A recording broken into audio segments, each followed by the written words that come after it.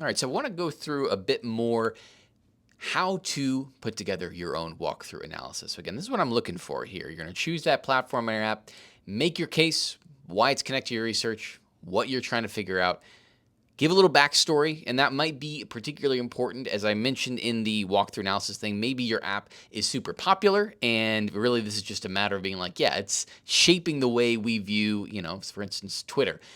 Super influential in shaping political discourse. Don't need to really make a case for that, right? But maybe it's a new app, right, that is trying to create a more elevated discourse. In that case, it might be important to say, like, hey, listen, the reputation of this is it's trying to react against Twitter, right? It's saying that the landscape is poisoned and it's trying to do something new. Be Real might be another example, right? It's an anti-Instagram, and for that reason, that is why it's influential, and that's why I wanted to choose it, right?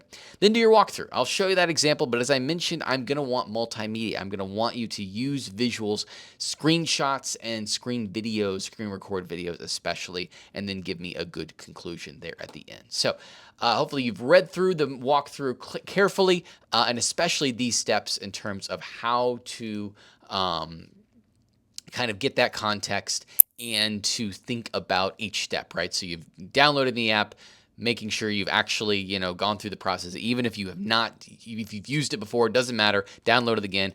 Pay attention to the registration, looking at all the user interface, and going through this process a few different times, getting that those final findings, some kind of key things that really stood out, and getting in the conclusion. So with that in mind, then I want to some great examples from some past apps. In this case, Star AI. She was looking at how digital media is changing art. Calm, how it's changing our idea of productivity. Samaritan, our idea around homelessness in the U.S., and ChatGPT, our idea around writing. Right. So all of them kind of good examples of this. They're assignment 3 because I switched the order, but again, still the assignment we're doing. But here, though, I want to show an example that I have put together just to show how I kind of thought about this particular idea. So in this case, I'm sticking with my theme on food waste, right? That's my topic. How are digital tools changing the conversation, changing our understanding of food waste? And I looked at an app called Too Good To Go. This is an app where, just to use the framing here in terms of what to choose an app related. Recommend an app already popular or one trying to influence. In this case, this one falls into the second category. It is absolutely trying to influence. It's not lighting the world on fire, but it's trying to change the conversation around food waste. So I give a little context for what it is. I kind of talk about the problem, why it matters. Again, I get some of my research there about, like, here is the amount of food waste that's out there, why it's kind of a problem, and in this case, giving some information about it. And I like the tactic here. I'll zoom in a little bit so this is a little bit easier to read. I like the tactic of, kind of annoying with the way I have that. There we go. Of kind of using what the app says about itself. I think that's always a helpful strategy, right? Because then you can kind of see, like, all right, it says it's got 2 million users, that this is this really powerful way that's going to help address food waste. And then I can react against that and be like, all right, is that actually true? Is it actually positive or negative? It's a good way to kind of structure what you want to try to do with your own research question. And then I have my analysis, right? So I downloaded the app. I talk about the setup process. For me, there was nothing really fancy about the setup process. Maybe there will be questions that will be interesting to you. For instance, I don't know if anyone's probably doing Tinder, but that one's interesting in what's different between, say, that and, say, Bumble, where one of those apps is going to ask you a ton of information on sign up because they want a lot of data, and they're going to use that data to try to, like, facilitate matches. Whereas an app like Tinder, it's like 2 or 3 little details. It's your bio, it's your age, and then it's all about photos, right? And those things are very powerful in terms of how it's going to facilitate your connection with other people. In this case, it was not that important, so I didn't really spend much time on it. I wanted to go more into the setup and how the app looked, the design, and the affordances that were on there. Now, I have my screenshots here. To do this, I'm just going to show you real quick how I edited this. For a screenshot, right, it's that kind of... that's going to work. Let's try it again. Yeah. There we go. It is a more horizontal view. I highly recommend using what's called the the gallery block. So instead of just using image, Gallery is a great one to use. And then what you can do is I've uploaded a couple of different apps here.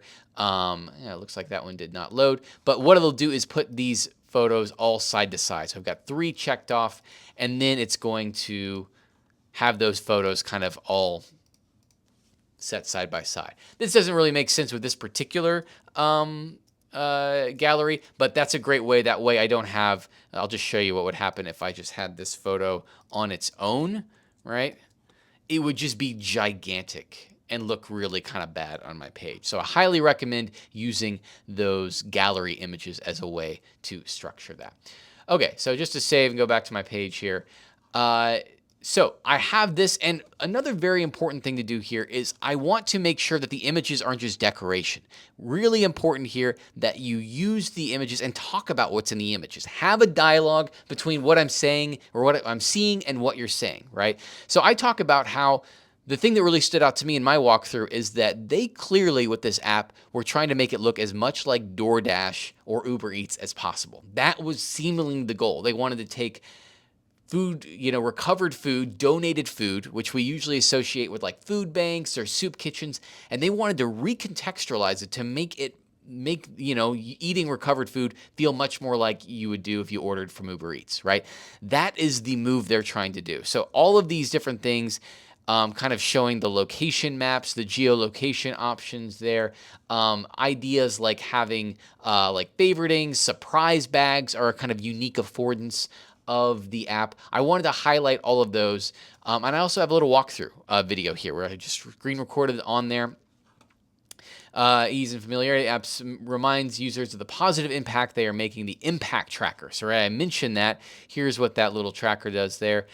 And then there is this kind of, let's see if I can get to the impact tracker. Oops, not what I wanted to do. Let's see if I can go a little bit later in there.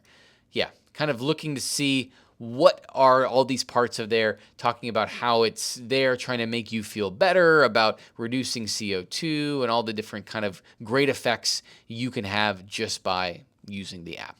And I also kind of noted some of the things that were restricted, right? This is this new way in which to kind of have recovered food. I found, though, for like Fredericksburg, it was pretty limited. There just wasn't a lot of stuff available. It sold out really quickly, and there just often weren't that many options available, right? So that's kind of how I concluded, like, it would be great if this thing, could really catch fire and there would be way more of this. This seems like it could be a really powerful way to address food waste, to get people to eat leftover food and at a discount. But right now it's still pretty limited just by nature of how few participating restaurants they are. So your conclusion may land somewhere in the middle there, wherever that is. But that was my main takeaway. It's a really clever idea, a way to take an idea, food waste, food recovery, take it out of the context of the food bank and make it more akin to something a younger generation, millennials, Gen Z, is much more familiar with. So that was my main takeaway. And whatever yours is, make sure that's clear, right? That is what I want you to do. Have some interesting findings. Don't cover everything. Just pick the most interesting things you found and then get some interesting conclusions there. So I mentioned I recommend taking a look at some of these other examples who did a really nice job of thinking through these same questions. But overall, looking forward to seeing what you come up with for your own analyses.